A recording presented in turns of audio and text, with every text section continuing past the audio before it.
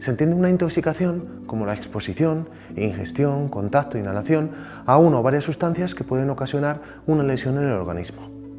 En menores de 5 años lo más frecuente es la ingesta accidental, habitualmente por un tóxico conocido, asintomática y de buen pronóstico, una máxima incidencia a los 2-3 años. En adolescentes suelen ser intencionales y por tóxicos no siempre conocidos, sintomáticas y de peor pronóstico.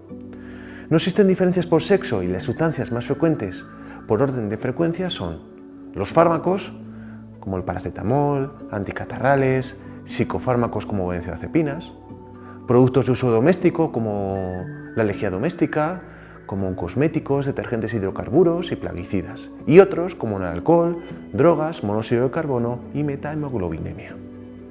La valoración inicial de las intoxicaciones en la infancia hay que tener en cuenta que se debe valorar el contacto del niño con el tóxico y si existe riesgo para el paciente, y se deben tomar medidas. Para ello se realizará una estabilización y medidas de soporte vital avanzado si precisara.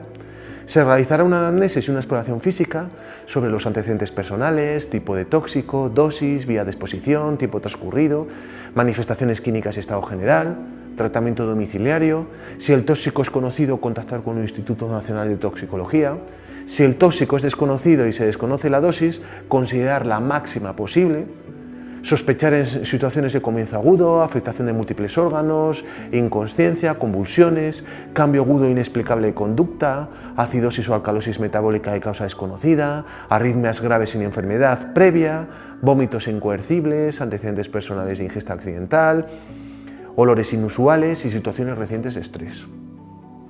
El tratamiento de las intoxicaciones en la infancia incluye una serie de medidas de soporte y otras medidas específicas.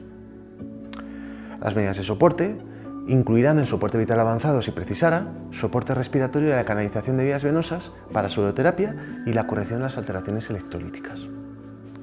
Respecto a la interrupción de la expansión del tóxico, en caso de ingestión se debe retirar los restos de la cavidad oral nunca barrido a ciegas, no inducir el vómito y la descontaminación gastrointestinal con carbón activado que facilita la absorción del tóxico evitando la absorción a nivel intestinal.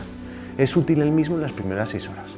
Si se produce por inhalación, se retirará del ambiente tóxico y en caso de intoxicación ocular se realizará un lavado durante 15-20 minutos con suero salino fisiológico o agua tibia. Para favorecer la eliminación del tóxico se realizará mediante diuresis forzada y alcalinización urinaria. La diuresis forzada puede ser salina en casos de tóxicos de eliminación preferentemente renal o puede ser osmótica con manitol al 20%. Y para la alcalinización urinaria se utilizará en caso de intoxicación moderada grave por salicilatos y algunos herbicidas. Para ello se administrará de 25 a 50 ml de bicarbonato sódico 1 molar y se realizarán controles analíticos de iones, pH urinario, gasometría y diuresis.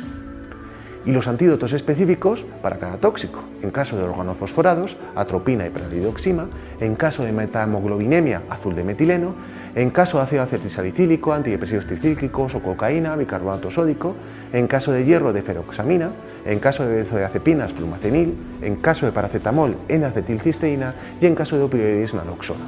Como consideraciones, tenemos que señalar que si persiste la clínica, se puede repetir la dosis de carbón activado por vía oral o sonda nasogástrica en caso de sustancias de liberación retardada o con recirculación enterohepática activa. La acidificación urinaria está contraindicada por riesgo de acidemia y agravamiento de la hematomiólisis. Y la depuración extracorpórea con diálisis peritoneal, hemofiltración, hemodiálisis y hemoperfusión se emplea en intoxicaciones muy graves o con un fallo renal asociado.